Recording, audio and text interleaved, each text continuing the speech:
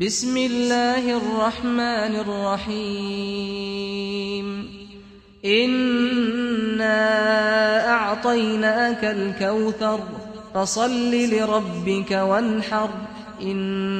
شانئك هو الأبتر ونصلي ونسلم على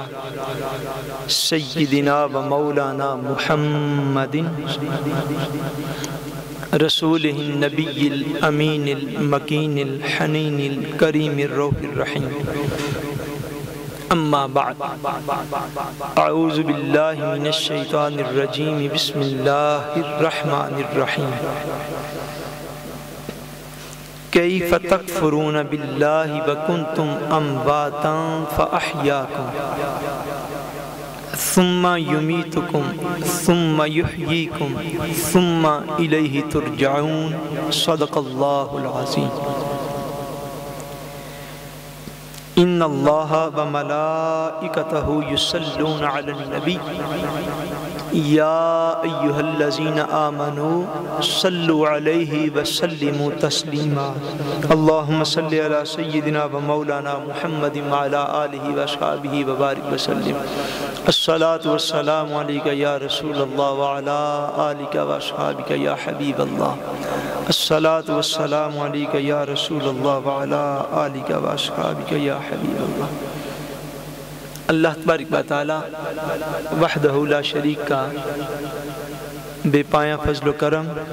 اور احسان و انعام ہے کہ جس نے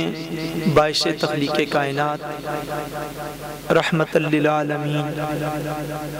شافع روز جزا حضور سیدنا محمد مصطفیٰ صلی اللہ علیہ وآلہ وسلم کے مبارک وسیلہ سے ہم سب کو دولت ایمان عطا فرمائی۔ اللہ تبارک و تعالی ہمیں کما حق کو اس دولت کی قدر کرنے کی توفیق عطا فرمائے۔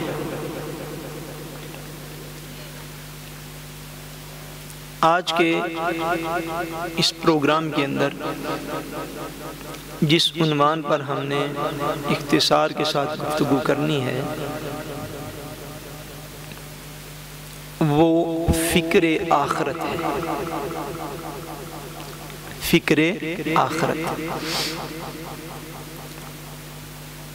اس کے دو اسباب ہیں۔ ایک تو سبب یہ ہے، ایک گرن جو ہے، ریزن جو ہے وہ یہ ہے کہ چونکہ یہ ہماری آج کی اسپیشل محترم حاجی صاحب کے بچوں کی ختم پاک کی محفل بھی ہے، اور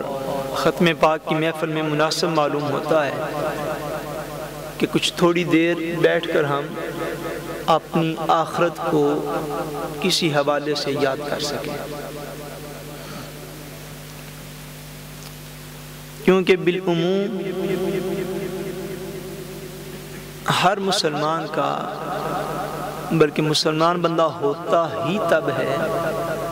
جب اس کو آخرت پر یقین ہوتا ہے۔ آخرت پر یقین ہو تو پھر بندہ اسلام کے اندر داخل ہوتا ہے اور مسلمان کہلانے کا مستحق بنتا ہے۔ اللہ تبارک و تعالیٰ کو ایک ماننا، نبی کریم صلی اللہ علیہ وآلہ وسلم کو اللہ تبارک و تعالیٰ کا آخری رسول ماننا، قیامت کے دن پر یقین رکھنا، قیامت کے دن کو ماننا، یہ وہ چیزیں ہیں کہ اگر بندہ ان کے اوپر اعتقاد تھرو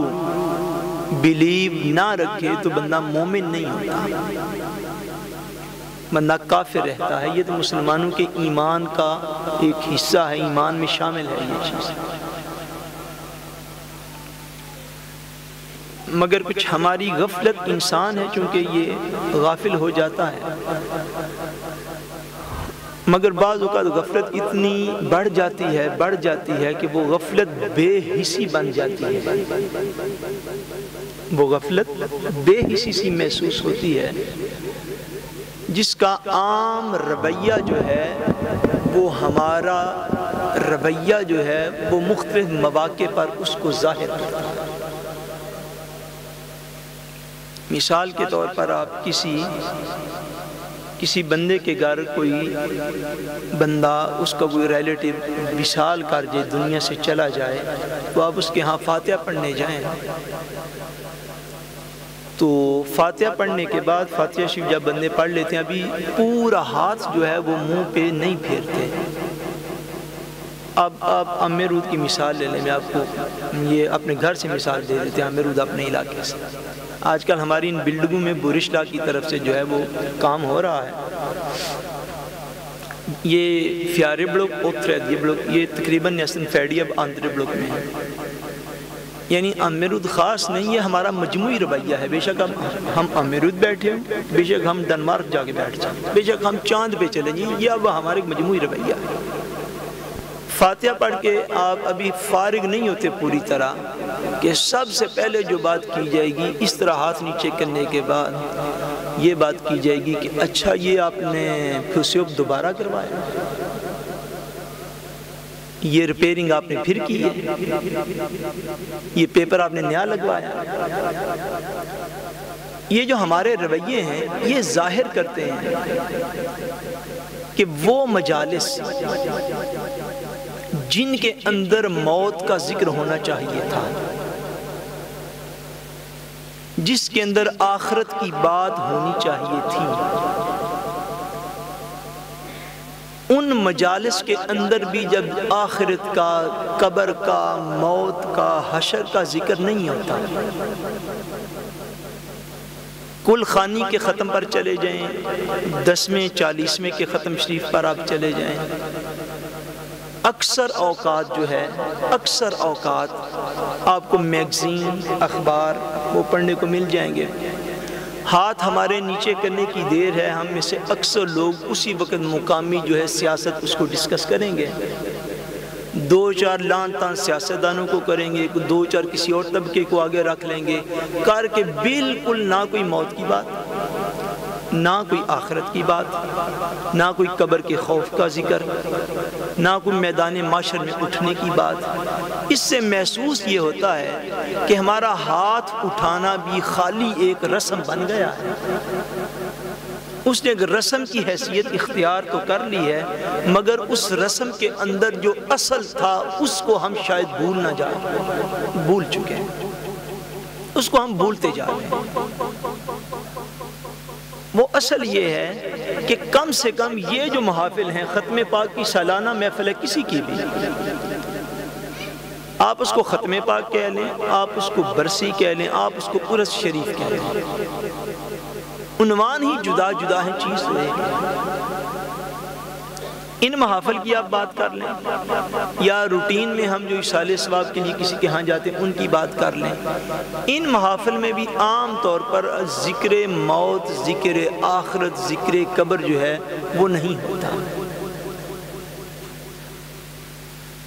کچھ اس کا دوسرا پہلو ایسے بھی ہے کہ بالعموم جن چیزوں سے مسلمانوں کو نفع ملتا ہے، جن چیزوں سے مسلمانوں کی تربیت ہونا تھی، جن سے ان کو نفع ایمانی ملنا تھا، جن سے ان کے ایمان کو جلا ملنی تھی، ایمان نے مزید ترقی کرنی تھی، ان چیزوں کے اوپر ہی مسلمانوں کو ڈاؤٹ میں اور شک میں مبتلا کر دیا جاتا ہے۔ جب ساری بحث یہاں پر آ جائے کہ ہاتھ اٹھانے بھی جائز ہیں یا نہیں، تو پھر وہاں سے نفع ایمانی کیا ہو؟ ایمان یاد رکھیں، ایمان ایک پہلو سے یقین کا نام ہوتا ہے، یقین کا۔ کسی بھی معاملے میں اگر طبیعت شک میں مبتلا ہو جائے تو وہاں سے نفع حاصل نہیں ہوتا، ایمان کا نفع ختم ہو جاتا ہے شک سے۔ ایمان یقین کا نام ہوتا ہے، ایمان شک کا نام نہیں ہوتا۔ یہ بالعموم اب ایسا کچھ مذہبی ماحول بھی بن گیا ہے کہ جہاں سے نفع لینا ہوتا ہے اسی چیز کے اوپر شک ڈال دیا جاتا ہے۔ لوگ کچھ کرنے والے کچھ دل سے، کچھ بے دلی سے، وہ آپ کہہ لیں پنجابی میں رلی ملی طبیعت کے ساتھ۔ کوئی بھی بندہ کنفرم ہو جائے، جب اس بات پہ کنفرم ہو جائے بندہ اس بات پہ، تو پھر اثرات اور طرح کے نکلتے ہیں۔ اور ویسے بھی اب ایک دور ایسا ہے کہ جب انہیت جو ہے وحدت جو ہے، اتحاد جو ہے، اس کو تلاش کیا جاتا ہے کہ زیادہ سے زیادہ بندے کس بات کے اوپر متفق ہیں، چاہے وہ بات درست ہو یا غلط ہو۔